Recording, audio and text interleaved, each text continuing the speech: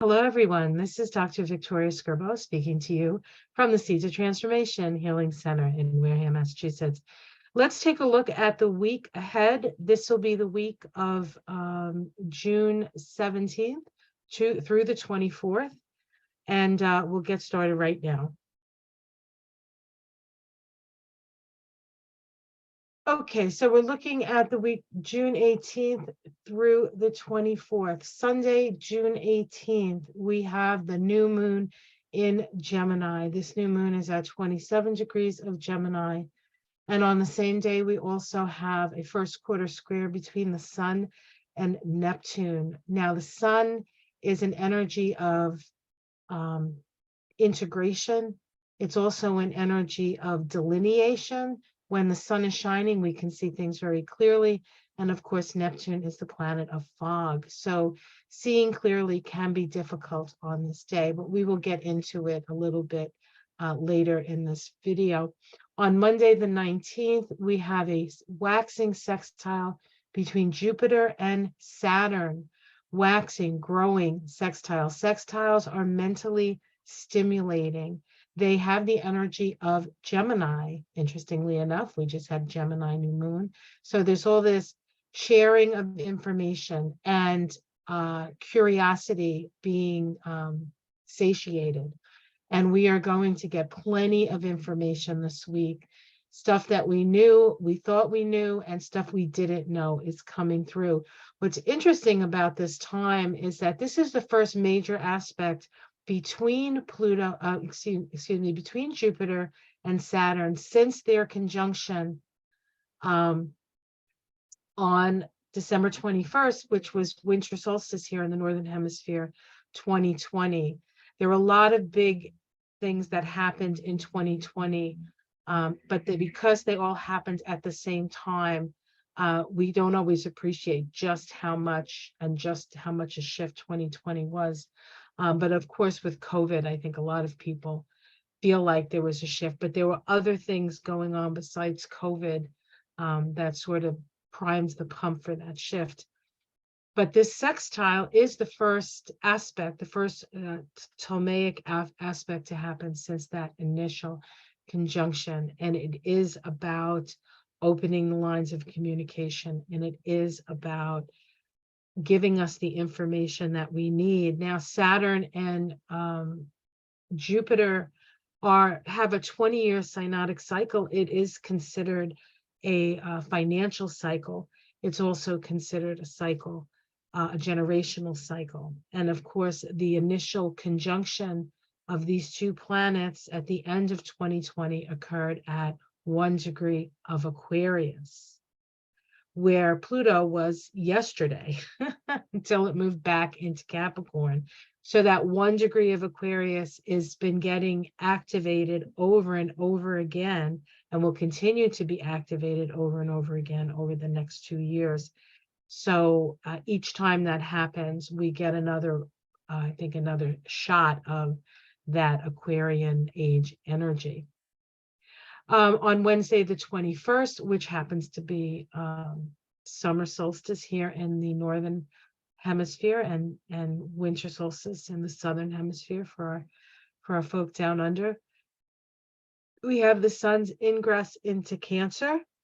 And this is a world point. Cancer is a energy of it's an energy of feeling and emotion. So we're all very emotional. And the moon is the ruler of Cancer. So every 2.5 days, when the moon changes, we all change because it is the ruler of the sign that the sun is in. So generally, when the sun moves through Cancer, it's a more emotional, family-oriented time, and we will definitely experience that. We also have on that day a lovely sextile between Mercury and Mars, with our mind and our actions working in agreement, perhaps, or maybe potentiating each other. And over here on the right, we see this is the Sabian symbol for the new moon in Gemini, and we'll look again Says a gypsy emerging from a forest wherein her tribe is encamped. The keynote here is reaching out towards participation in a larger whole of mind-structured existence. And the art here is by Lika Ramadi, which is interesting because I like to add some art to these. And this was actually the vision I had in my mind of a woman coming out of the forest who looked just like this. And then I found the picture. So give her, you can buy it. It's on Etsy, I think, but it's expensive. So if you're interested, you can look up her name, Lika Ramadi. Okay. Thank you, Lika, for that beautiful art that I just shared with everybody. Hopefully that's good enough that I mentioned her name. All right, so here we have this new moon. Now this is the new moon for the US. I do have this on the US time. So this is happening in Washington, DC. Apologies to other viewers who may not be from America. And it says, we see the new moon right here at 27 degrees of Gemini for the United States. This occurs in the fourth house. The fourth house is home, is homeland, right? We have a square of this new moon to Neptune. In fact, later in the day, we have the exact square between Neptune and the sun. Or the first thing we have exact square to is the moon. Like almost immediately after this new moon, we have the moon square Neptune, and then just a few hours later we have the sun square Neptune. And so when we look at the relationship between the Neptune and the sun, Neptune, being the slower moving planet, is the focal planet, and we can see that the sun is moving away from Neptune. This is part of a synodic cycle that began when the sun and Neptune were conjunct. And then this square that we see here, and we can see that it's right there, there's the square, is a crisis in action. So not only is this new moon an energy of a new way of communicating, a new way of thinking, a new cachet of information. It's also with Neptune there's a mystical quality, but also a confusing quality. So just because information's coming out does not mean that things will be clear. It's going to take some time for things to clear up. And then there's always going to be those people who refuse to see what's right in front of them. So this is for the square between the sun and Neptune. Sorry about that. You may experience realizations today that challenge and begin to dissolve old beliefs or aspects of your identity. When the transiting sun forms a square aspect to Neptune, you may also widen your awareness of deeper parts of yourself and spark interest in pursuing new creative directions. So this can also be a way for some true believers to finally let go sort of the ghost and realize that they have been fooled. They have been fooled. And of course, the symbology of the gypsy emerging from the forest, that isolated life in the forest where it was very tribal, and now the gypsy comes out to see what the rest of the world has to offer, is even a little bit more of that coming out of our hidey holes or coming out of our paradigms and actually seeing what's out there and how are we going to interact with other people? How do we move forward from this not necessarily self-imposed isolation, but certainly an isolated part? And I think we also have that sextile this week between Pluto and Jupiter and Saturn, and that also sort of opens up that energy of information coming in. So there is a lot of information available to us, and Mercury is direct now, so the information coming is pretty direct and not necessarily where we have to necessarily chew it over, unless of course you have a Mercury retrograde, which you're going to do that anyway. But for the majority of the people, kind of what you see is what you get with the information, except the fact, if I may add, that we have the square between the sun and Neptune. So while the information may be accurate, the how it's going to manifest itself is not yet seen, because we're really in a place we haven't been before. We're really in a place we haven't been before. Okay. So we are looking at this waxing, growing sextile between Saturn and Jupiter, occurring at 8 degrees of Taurus Pisces. We are opening the lines of communication for information gathering and satisfying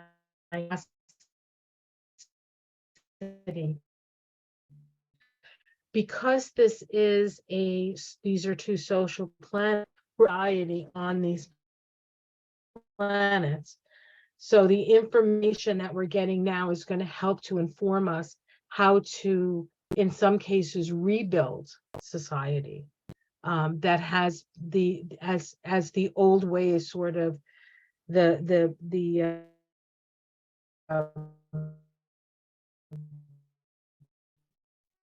the last nail in the coffin and navigate this. We'll get the information now, and this Jupiter Saturn piece will be helpful. It is a time of cautious expansion. Some growth opportunities are likely to be offered, and you can rely on sound judgment skills that are right.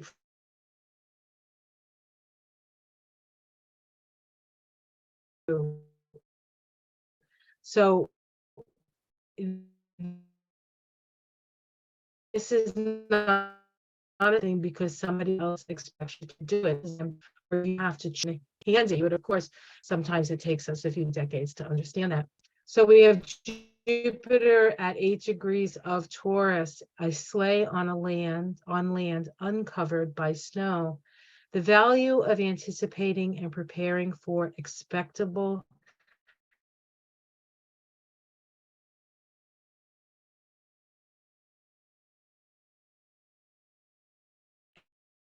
and I'm reading this as, the East Coast has been blanketed in. So Canada, people blaming Canada, like, why can't they keep their forests, okay? And because they're stupid, really. Not Canada. The people who are saying that, sorry, I shouldn't comment on this stuff, but it's just ridiculous. How about climate change, right? How about that? How about we're seeing the changes that we said were coming, they're here, and how are we going to work with that energy, right? How are we going to work with that energy? That is really Taurus energy. How do we work with the earth, right? And how do we prepare? How do we prepare for things to be much more insecure? Things aren't going to get more secure. As Pluto moves through Aquarius, the structures that have kept sort of us all locked into certain places is dissolving away, and it's going to be much more of a horizontal kind of, instead of a vertical top down, it's going to be much more horizontal. So what's important is that we surround ourselves with people who are vibrating similarly, but it's also important that we learn to communicate with others who are not necessarily vibrating in a similar way. We need to keep the networks open and not allow the people who normally manipulate those networks to keep us from understanding each other. We need to strive to understand one another, no matter what side of the aisle or what side of the supposed line in the sand is, because we're all on the same planet. And when you're up in a plane or you're up on the space station, not that I have been, and you look down, there are no lines. I mean, you see rivers, they can demarcate different areas, and often, countries are separated by a big river, one country on one side, one on the other. But there are no lines really in earth speak. Right. So we're going to have to learn how to know that, what happens to the least of us happens to all of us. It definitely has to be a paradigm shift. And I'm not sure what it's going to take. Certainly Donald Trump started that ball rolling. It was a ball that was already rolling, but he certainly kicked it down the road pretty quickly. And it was like the ball was rolling down the road and he thought it was a soccer ball, and then he kicks it as far as hard as he could. with his heel spurs, even with his heel spurs, and it's propelled us into a whole new place that, as I say this, I don't know if you can hear it, there's like a thunderclap over my head. So, exclamation point by the angels. Anyway, and this is sextile Saturn at 8 of Pisces, a girl blowing a bugle. The call to participate, sorry, a call to participate. Excuse me. I just want you to know I haven't had anything to drink, no mind-altering substance. I'm not even on medicine for my cold, so this is just me. A call to participation in the service of the race as an evolutionary crisis approaches. Evolutionary crisis approaches. And if we look over here, this is for the US. Again, apologies for those who don't live in the US. Here we have Saturn here, and sextiling Jupiter. For the US, it's the 8th house and the 6th house. The 6th house is the military and health, the health services. The 8th house is taxes, insurance, shared resources. Yeah, with a Virgo ascendant, having to fix what's broken, right? Having to fix what's broken. All right, let's continue. So on the 21st, we have the sun move into Cancer. The Sabian symbol for Cancer is on a ship, the sailors lower an old flag and raise a new one. And the keynote here is a radical change of allegiance, externalized in a symbolic act, the point of no return. And the key word here is reorientation. So we have this energy of reorientation. The moon, which disposits the sun in Cancer, happens to be at 9 degrees of Leo. It says here, glass blowers shape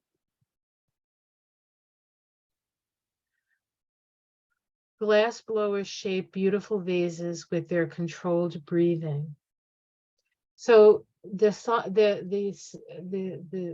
degree that the moon is in as the sun moves into Cancer does have this sort of overriding energy for the whole time that the sun is in Cancer, and also to a certain extent the overriding energy of the summer, which includes the sun in Cancer and the sun in Leo and the sun in Virgo. So there's still that energy with this because it's a cross-quarter day. I mean, it's not a cross-quarter day. It's an equinox point, right? The equinoxes and the solstice point and the equinoxes. So this is the cross of incarnation. So when things happen at Aries and things happen at Cancer, and things happen at Libra and things happen at Capricorn, it has worldwide consequence, right?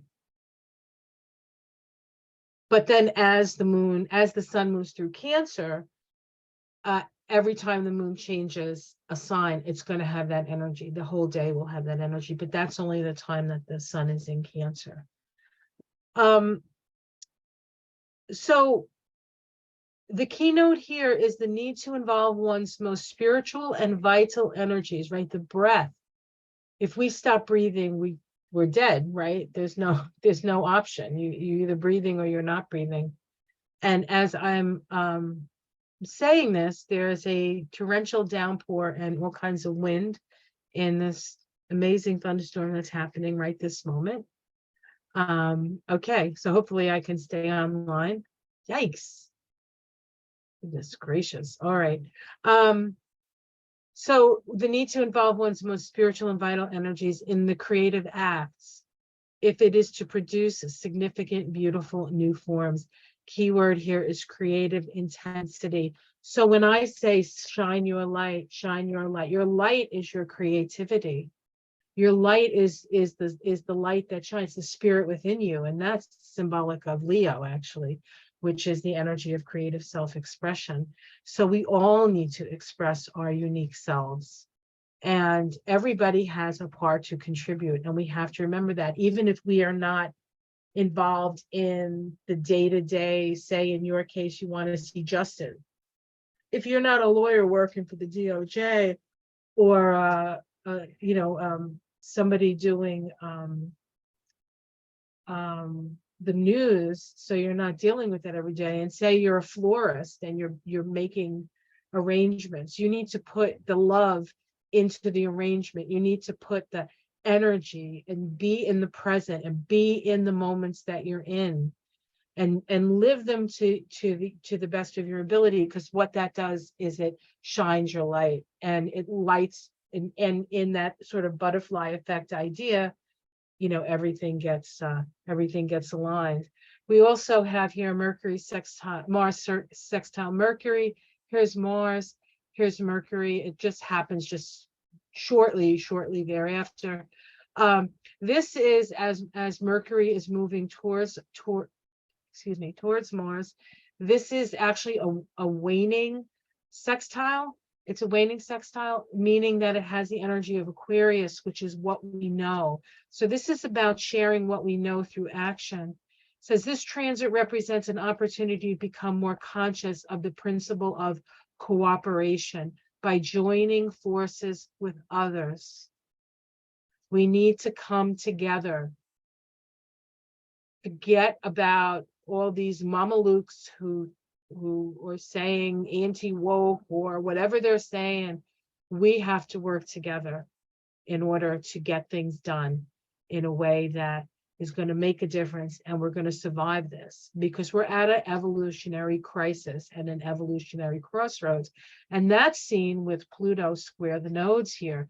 And in fact, in July, it's going to be exact. And by that time, the nodes will be in North Node in Aries and South Node in Libra. Okay, let's continue here. All right, well, that's it. So that's the week ahead. Let me do this. All right, I'm just looking out the window. It's crazy. I wish I could show it to you, but it's just, I wonder if I can show it to you. Hold on a second. Let me see if I can show you how hard it's raining out there. It's like nuts. That's my ceiling. Can you see? It's hard to tell, but it's really coming down. I do have some plastic on the window still because it's been so cold. Yeah, so it's crazy. Cray. I am back. Ooh, there I am. All right, guys. Well, I hope you enjoyed that. Like and subscribe if you would. Patrons, you get this first. I said that last week, but I didn't do it the right way. So now I'm going to do it the right way, and you're going to get this before anybody else does. I hope you enjoyed it. Thank you for your patronage. It really means the world to me. And I will see you again for the next week, or the last week of June. Okay, guys, take care. Much love. Namaste.